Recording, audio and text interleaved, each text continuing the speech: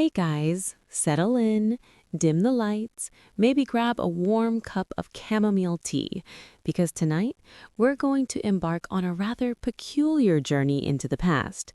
We're going to explore a topic that's, well, let's just say it's a little squirm-inducing. Tonight, we're talking about the rather intense, deeply personal, and frankly quite painful ritual of royal bloodletting among the ancient Maya. So, get cozy, because we're about to delve into the fascinatingly strange world of kings and queens, blood, and obsidian blades. No need to sit up straight. Just let your mind drift with the ancient whispers of the jungle. Now, when most people think of ancient Maya, they might conjure up images of impressive pyramids, intricate hieroglyphs, or perhaps those rather unsettling rubber ball games. But beneath all that architectural grandeur and intellectual prowess lay a system of belief and ritual that was, by our modern standards, quite visceral. And at the heart of this system, especially for the ruling elite, was the practice of auto-sacrificing, or self-bloodletting. It wasn't just a casual thing, it was a cornerstone of their cosmic connection, their way of communicating with the divine and securing the prosperity of their people. And yes, it involved a lot of poking and prodding in some rather sensitive areas. Let's set the scene, shall we? Imagine a bustling Maya city-state, perhaps during the Classic period, sometime between 250 and 900 CE. We're talking impressive urban centers like Tikal, Palenque, or Yaxchilan. These weren't just collections of huts. These were sophisticated societies with complex social structures, advanced astronomy, and an art style that could give a modern graphic designer a run for their money. And at the very top of this pyramid, both literally and figuratively, sat the Aha, the divine ruler. This wasn't just a king or queen. This was essentially a living god, a conduit between the human world and the sacred realm. And with great power, as they say, comes great responsibility for self-mutilation. The Maya believed that blood was a powerful life force, a sacred substance that connected humans to the gods and the ancestors. By offering their own blood, especially royal blood, they were essentially feeding the deities, nourishing the cosmos, and ensuring the continued cycles of life, death, and rebirth. It was a cosmic transaction, a divine exchange. And of course, the more important the person, the more potent their blood offering. So you can imagine the pressure on the poor Aha. Their blood wasn't just blood, it was liquid gold, spiritual fuel. Now, let's get into the nitty-gritty of how this actually went down. This wasn't a quick prick of the finger, mind you. Oh no, the Maya royals were committed. The preferred locations for these blood offerings were often parts of the body that were considered particularly sensitive or potent. And topping that list, much to our collective wincing, were the tongue, the ears, and for the men, the foreskin. Yes, you heard that right, the tongue. Because why just a small cut when you can go for maximum impact and, presumably, maximum agony? The instruments used for these rituals were fascinating in their own right. They weren't using sterile scalpels, of course. We're talking about obsidian blades, stingray spines, and even ropes threaded with thorns. Imagine that, a rope meticulously embedded with thorns, then dragged through a perforation in your tongue. Because a simple cut just wasn't dramatic enough, apparently. The stingray spines, often found in archaeological contexts, would have been particularly sharp and barbed, designed to create a good flow of blood, and obsidian, a volcanic glass, can be flaked to an edge sharper than a surgical steel scalpel. So while primitive, these tools were incredibly effective at their job of causing a precise, deep wound. The ritual itself would often take place during significant calendrical events, religious festivals, or after important victories in battle. It wasn't a private affair. These were public spectacles, often performed atop pyramids or within grand courtyards, with the populace gathered to witness their divine ruler connecting with the gods. Imagine the scene: the rhythmic drumming, the chanting, the intoxicating smell of incense, and then the solemn procession of the aha, adorned in elaborate regalia, perhaps a jaguar skin cloak and a towering headdress of quetzal feathers. They would approach a designated area, often in front of a stela or an altar, ready to perform their sacred duty. One of the most iconic depictions of this bloodletting ritual comes from Yaxchilan, a classic Maya site located on the Usumacinta River in modern-day Chiapas, Mexico. We have a series of lintels, carved stone door supports, that show Lady Cabal Shok, the consort of Shield Jaguar IV, performing auto-sacrifice. On lintel 24, she is depicted pulling a thorny rope through her tongue. Yes, through her tongue. The blood drips into a bowl below, filled with strips of paper, which would then be burned as an offering, the smoke carrying her prayers and offerings to the gods. Her husband, Shield Jaguar IV, stands beside her, holding a torch, illuminating the scene. Because, of course, you need good lighting for a dramatic tongue perforation ritual. The imagery on these lintels is incredibly detailed and evocative. You can see the determination on Lady Cabal Shok's face, the intricate patterns on her clothing, the subtle gestures of her hands. It's not a scene of pain and agony in the way we might immediately imagine. It's a scene of profound devotion and spiritual power. For the Maya, this wasn't just suffering, it was a profound act of creation and sustenance. The blood wasn't just shed, it was transformed, its essence released to nourish the spiritual realm. The act of passing a thorny rope through the tongue would have been excruciating, no doubt. The tongue is a highly vascular and nerve-rich organ, and the pain would have been intense. But this was the point. The pain, the suffering, the blood, it all contributed to the potency of the offering. It was a test of the ruler's devotion, their willingness to endure for the good of their people and the cosmos. And imagine the swelling afterwards. Eating would have been an absolute nightmare. Soup for days, I imagine. And it wasn't just the tongue. The ears were another common site for bloodletting. The earlobes would be pierced, sometimes multiple times, and often adorned with elaborate ear flares, which could also serve as a means to reopen the wound for subsequent rituals. For the male rulers, the foreskin was also a site of ritual bloodletting, although depictions of this are less common and often more symbolic than explicit. The principle, however, remained the same: to offer blood from a potent, sacred part of the body. The blood, once collected, usually on paper strips or bark cloth, would then be burned. The smoke rising from the burning, bloodied paper was seen as a direct pathway for communication with the gods and ancestors. It was literally sending their prayers and offerings up to the heavens. And sometimes, hallucinogenic substances were involved, either consumed by the ajao or burned as incense to further facilitate the visionary experience that was often a goal of these rituals. Imagine having a thorny rope through your tongue and then tripping out. That's a whole other level of spiritual journey. The importance of these rituals cannot be overstated.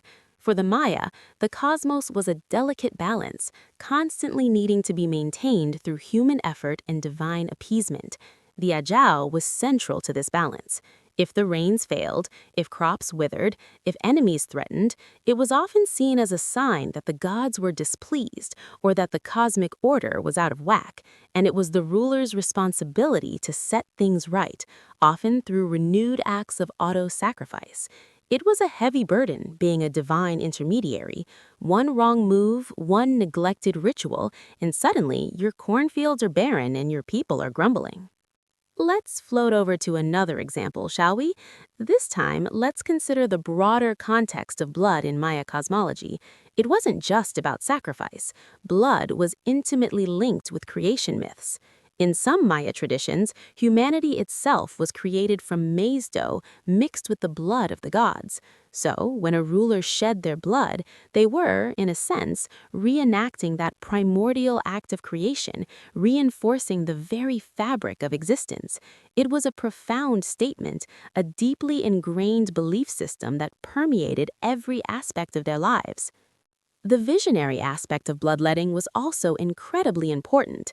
The intense pain, the blood loss, and often the consumption of psychotropic substances were all designed to induce a trance-like state, allowing the ruler to commune with spirits, ancestors, and deities. These visions would often be depicted in art, showing serpent-like creatures emerging from the ruler's mouth or ancestral figures appearing in smoky apparitions. These were not just personal experiences, they were political acts, validating the ruler's divine right to rule and providing guidance for the city-state. Imagine having a political meeting where the leader says, "Yes, I had a vision of a giant serpent and my great-great-grandfather, and they told me we should invade the next city over." And everyone just nods because, well, he just pulled a thorny rope through his tongue, so he must be right. The legacy of these rituals can still be seen in the archaeological record today. We find evidence of bloodletting in various forms: the obsidian blades, the stingray spines, the elaborate iconography on stelae and lintels, and even microscopic traces of blood on ancient artifacts. These grim yet fascinating remnants tell a story of profound faith, unwavering devotion, and a culture that embraced a very different understanding of pain and sacrifice than we do today. It's tempting to look at these practices through a modern lens and recoil in horror, to see it as barbaric or primitive. But for the Maya, it was deeply meaningful, a sacred duty. It was their way of ensuring the sun would rise, the crops would grow, and their civilization would continue to flourish. It was a testament to their belief in the interconnectedness of all things, where the actions of a king or queen could literally influence the cosmos. So, while we might wince at the thought of a thorny rope through the tongue, for Lady Cabal Shock and her contemporaries, it was just another day in the life of a divine ruler, ensuring the universe kept spinning. And that, my friends, is a story for you to drift off to. So we've established that being a Maya royal wasn't all just lounging in jade jewelry and eating chocolate, though they did plenty of that too. It also involved a fairly high threshold for pain. But let's look a little closer at the actual logistics of a royal bloodletting ceremony, because the how is just as fascinating and frankly just as messy as the why. If you're still awake, just imagine the preparation that went into one of these events. This wasn't a spur-of-the-moment decision. You didn't just wake up and say, "You know what? I feel like threading a rope through my tongue today." These rituals were timed to the precision of the Maya calendar, which, as we know, was terrifyingly accurate. They were looking at planetary alignments, the cycles of Venus and the solar calendar. The stars had to be just right for the king to start bleeding. The equipment alone was a point of pride. While we mentioned obsidian and stingray spines, the Maya took their ritual tools very seriously. Archaeologists have found bloodletting kits buried in royal tombs, kept in exquisite ceramic vessels. These kits often included lancets made of flint or obsidian, shaped specifically for different parts of the anatomy. The stingray spines were often carved with hieroglyphs, basically personalizing the tool of your own discomfort. It's like having a custom engraved needle for your flu shot, except much, much worse. And then there's the paper. The Maya used a specific kind of paper called amate, made from the inner bark of fig trees. It was soft, absorbent, and essential for the ritual. The goal wasn't just to bleed, it was to collect the blood. If the blood hit the floor, that was a waste of divine essence. It had to be caught on the paper strips, which were arranged in ornate woven baskets. Imagine the scene again, but this time focus on the sensory details. The air would be thick with the smell of copal resin, a heavy, sweet incense that the Maya believed was the brain of the sky. It was meant to create a bridge between worlds. As the smoke rose, the ruler would begin the process of opening the body. Now, let's talk about the tongue specifically, since that was the gold standard for royal devotion. The tongue is a muscle, and as anyone who has accidentally bitten theirs knows, it bleeds a lot. But to get a rope through it, you first had to make a significant incision. This was usually done with an obsidian blade. Once the hole was made, the rope, often adorned with thorns or obsidian flakes, was pulled through. The physical response to this would be immediate. Your body goes into a state of shock, releasing a massive surge of endorphins. And this is where the vision part comes in. Between the blood loss, the intense pain, and the sensory deprivation of the ritual space, the ruler would likely enter a legitimate altered state of consciousness. They weren't just pretending to see gods, their brains were chemically firing in ways that made those hallucinations feel very real. In Maya art, we often see something called the vision serpent.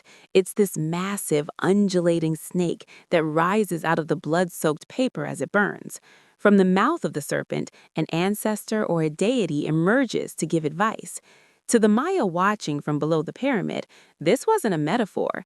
They believed the king's pain had literally ripped a hole in the fabric of reality, allowing a god to crawl into our world for a chat. But what about the aftermath? This is the part history books usually skip over. Once the ceremony was over, the king or queen had to actually live. The tongue would swell up significantly. There was a high risk of infection, though the Maya were surprisingly good at herbal medicine and likely used topical antiseptics made from forest plants. Still, for several days, the ruler would be unable to speak clearly or eat solid food. There's a certain dry irony in the fact that the person with the most power in the city was also the one most likely to be walking around with a swollen, bandaged tongue, unable to order a sandwich. It was a visible sign of their sacrifice. If you saw the king looking a bit haggard and unable to talk, you knew he'd been doing his job. He'd been maintaining the universe on your behalf. And we can't forget the women. In many ancient cultures, women were sidelined from the hardcore rituals, but not in the Maya world. Royal women like Lady Cabal Shok were primary participants. In fact, their blood was often considered just as, if not more vital, for certain domestic and dynastic rituals. They weren't just supporting characters, they were front and center, pulling the thorny rope right alongside their husbands. It was a sort of couples retreat from hell. The psychological toll must have been fascinating. Imagine being a young prince or princess, knowing that one day this would be your primary career requirement.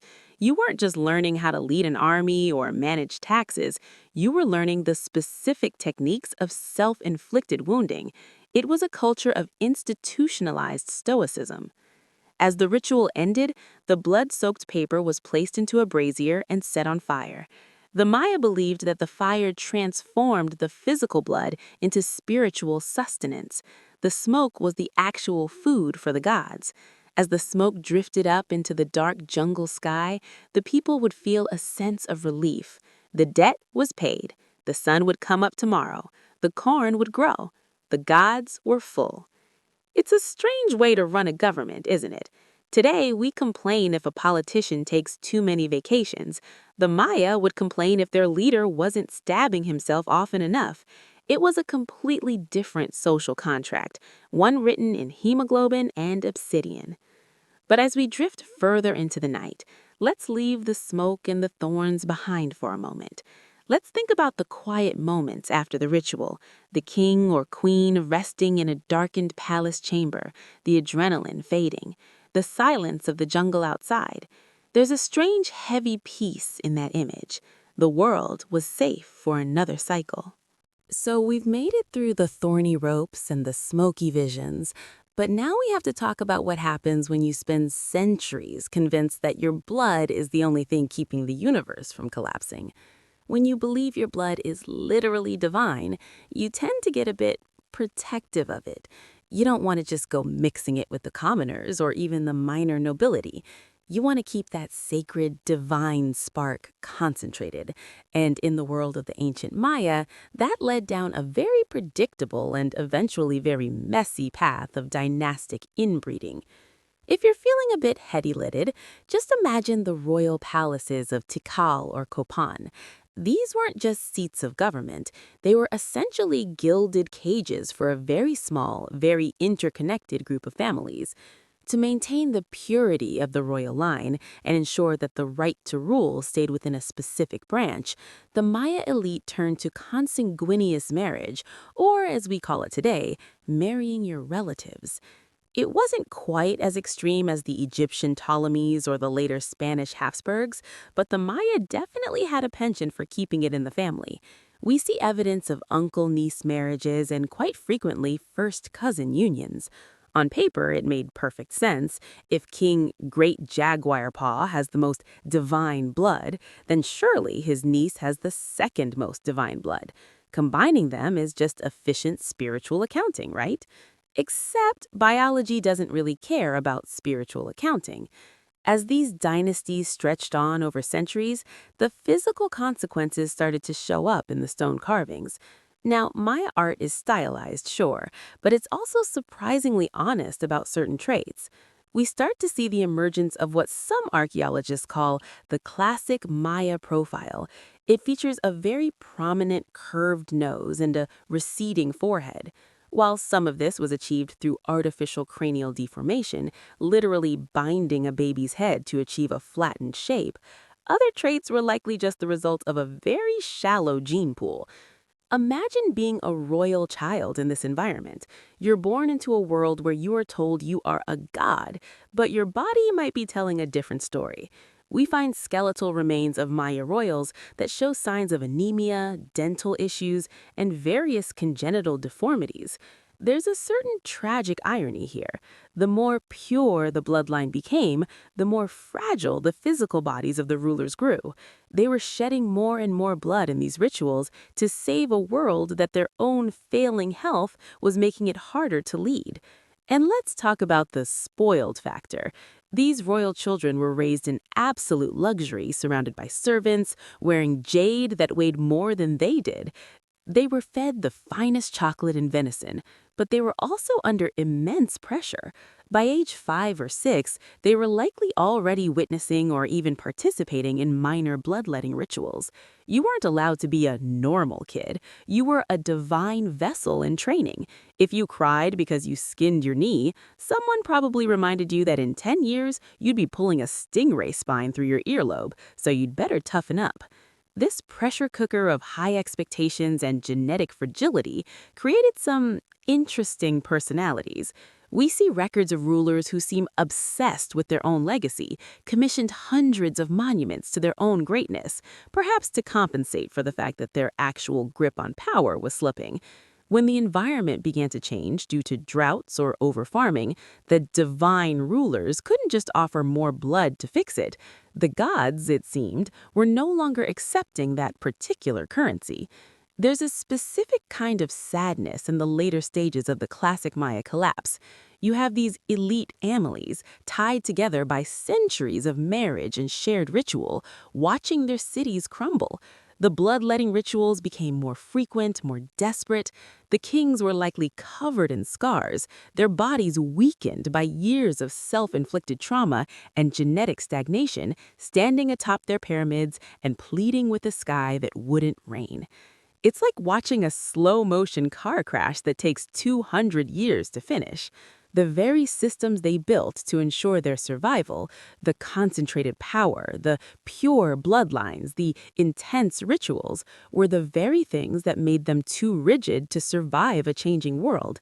They were literally bled dry, both physically and metaphorically. But as you start to drift off, don't think about the collapse. Think about the quiet majesty of those jungle cities at their peak. Think about the incredible skill of the artists who carved those stones and the profound, if painful, conviction of the people who lived there. They believed they were part of something vast and cosmic, and they were willing to pay the price in blood to keep it going. We've spent quite a bit of time talking about the pain and the genetics, but let's settle back into the humid air of the Maya lowlands for a moment. We need to talk about the physical aftermath, the living history written on the bodies of these kings and queens. Because you see, a Maya ruler didn't just perform these rituals once and call it a day. This was a lifelong commitment to being a human pincushion. By the time a ruler reached middle age, assuming they survived the infections and the constant blood loss, their body was essentially a map of their devotion. Their tongues would have been thickened with scar tissue, possibly permanently altered in shape. Their earlobes would be elongated and heavy with the weight of the jade flares that hid the jagged edges of repeated piercings. To the Maya people, these weren't disfigurements. They were the ultimate credentials. Imagine the snarky whispers in the royal court of a rival city-state. They wouldn't be mocking the king's scars. They'd be judging a king who didn't have enough of them. Look at Lord Bird Jaguar, they might say. His tongue is far too smooth. Does he even care if the sun comes up tomorrow? Is he even trying? In this world, vanity was inverted. You wanted to look like you had been through the cosmic ringer. There's a certain dry irony in how the Maya elite handled the recovery phase. We have evidence from ceramic paintings of rulers reclining on cushioned benches after these ceremonies, being tended to by servants who offered them specialized drinks. One of these was a spicy, frothy cacao, chocolate, but not the sweet stuff we know. It was bitter, seasoned with chili peppers and achiote, meant to stimulate the senses, and perhaps provide a bit of a caffeine kick to a leader who was feeling a bit lightheaded from the blood loss. But even as they sipped their spicy chocolate, the royal duties didn't stop. They had to oversee the burning of the paper we discussed earlier. And this is a detail that really adds to the sleepy atmosphere of the ritual, the smoke. The palaces would have been constantly hazy with the scent of copal and burning bark paper. It was a world of perpetual twilight, even in the middle of the day. The thick stone walls of the palaces kept things cool and dark, creating a perfect somber stage for a ruler to contemplate their next sacrifice. And what about the tools? We mentioned the stingray spines, but let's look at the sheer variety of the collection. A high-ranking royal wouldn't just have one spine, they'd have a whole wardrobe of them. Some were carved to look like miniature scepters, others were kept in their natural, brutal state. Archaeologists have found these tucked into the belts of skeletons in royal tombs, buried with the owner so they could continue their rituals in the underworld, or shibalba. Because apparently, even being dead didn't get you out of the bloodletting requirement. The final sleep for a Maya king was just a change of venue for his duties. As we float through these darkened palace halls, it's worth thinking about the sheer quietness that must have followed these events. The crowd outside the pyramid would eventually disperse, heading back to their maize fields, satisfied that the cosmic debt was paid. The king would be left in the silence of his chambers, the taste of copper in his mouth, watching the last of the incense smoke purled toward the thatched roof. It's a very solitary kind of power. We often think of kings as people who take from their subjects, but in the Maya mind, the king was the person who gave the most, literally giving of his own flesh to keep the world turning. It was a heavy, exhausting, and undeniably messy social contract.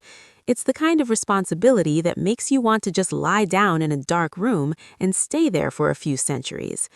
The agony of the royal tongue wasn't just a moment of pain, it was the rhythm of Maya history.